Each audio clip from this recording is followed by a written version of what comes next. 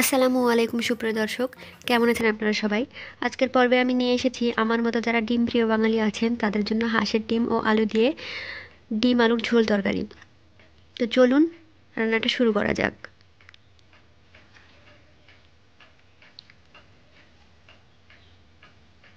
প্রথমে আমি কড়াইতে তেল গরম করে তাতে পাতলা পাতলা ফালি করে কেটে রাখা আলু দিয়ে দিলাম। এখানে আমি বড় সাইজের দুটো আলু নিয়েছি।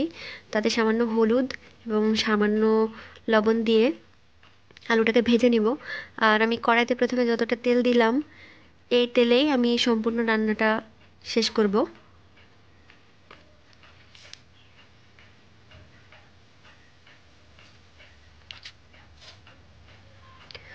আমার আলু ভাজাটা হয়ে গেছে, এবার আমি একটা প্লেটে তুলে নেব।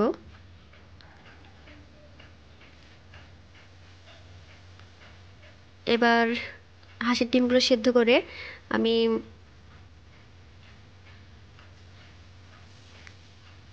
ডিমের 2-3 জায়গাতে এরকমভাবে কেটে নিয়েছি যাতে ডিমগুলো ফেটে না যায়। আমি 9টা ডিম নিয়েছি। ওই তেলেই আমি সামান্য হলুদ আর সামান্য কাশ্মীরি লঙ্কার গুঁড়ো দিয়ে দিলাম।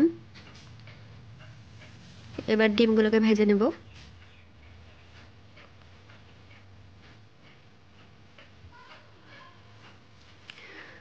আপনারা ডিমগুলো আপনাদের পছন্দ মতো ভাজতে পারেন। কেউ একদম কম ভাজে, কেউ আবার অনেক বেশি। আমি আমার পছন্দ মতো ভেজে নেব।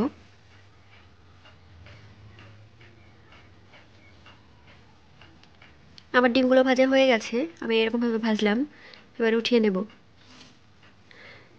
এবার ওই তেলেই সামান্য পাঁচফোড়ন, দুটো থেতো করে রাখা এলাচ, একটা দারচিনি এবং একটা তেজপাতা ফোড়ন দিয়ে দিলাম। তাতে একটা কুচিয়ে রাখা পেঁয়াজ,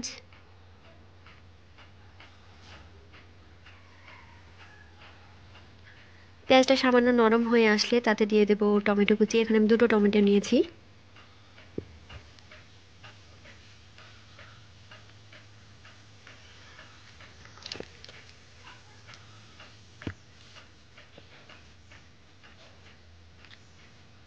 এবার এতে সামান্য লবণ দিয়ে দেবো যাতে টমেটোটা তাড়াতাড়ি গলে যায়।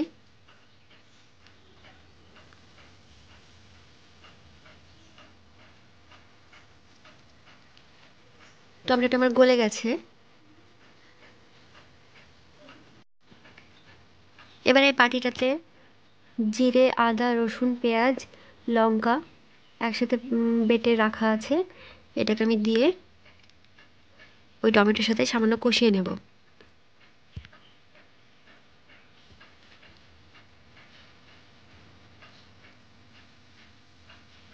এরপর দিয়ে দেব সামান্য ধনে গুঁড়ো, কালারের জন্য দিয়ে দেবো একটু কাশ্মীরি লঙ্কার গুঁড়ো,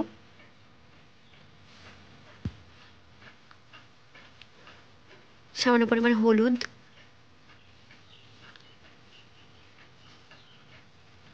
একটু নাড়াচাড়া করে তাতে আমি দিয়ে দেবো ভেজে রাখা আলুগুলো। আমাদের প্রত্যেকের বাড়িতেই প্রায় প্রতিদিন ডিম রান্না হয়, তো একবার এইভাবে রান্না করে দেখবেন, এটা খেতে সত্যি অনেক ভালো হয়।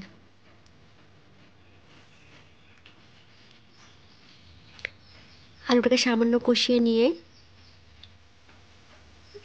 তাতে আমি আমার পরিমাণ মতো পানি অ্যাড করে দেব।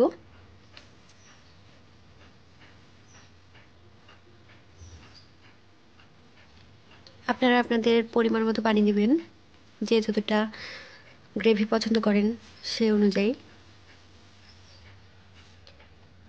এরপর আমি এতে ডিমগুলো দিয়ে দিব।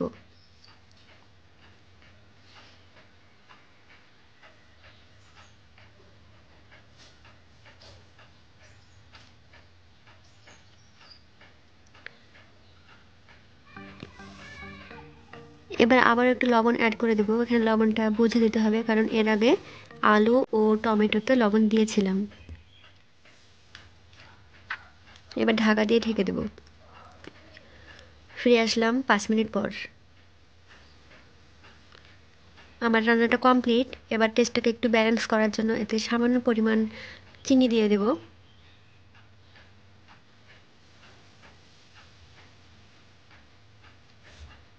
আমার রান্নাটা হয়ে গেছে, এবার কড়াইটা নামিয়ে তারপর ফিরে আসছি।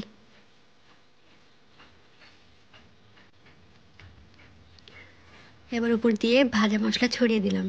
তো আপনারা দেখলেন কেমনভাবে আমি রান্নাটা করলাম। আপনারা বাড়িতে অবশ্যই একবার ট্রাই করবেন আর আমাকে জানাবেন কেমন হলো। আমার ভিডিওটি যদি ভালো লেগে থাকে তাহলে অবশ্যই একটা লাইক করে দিবেন। আর যারা এখনও পর্যন্ত আমার চ্যানেল সাবস্ক্রাইব করেননি তারা আমার চ্যানেলটিকে সাবস্ক্রাইব করে দেবেন। এতক্ষণ ভিডিওটি দেখার জন্য আপনাদেরকে ধন্যবাদ।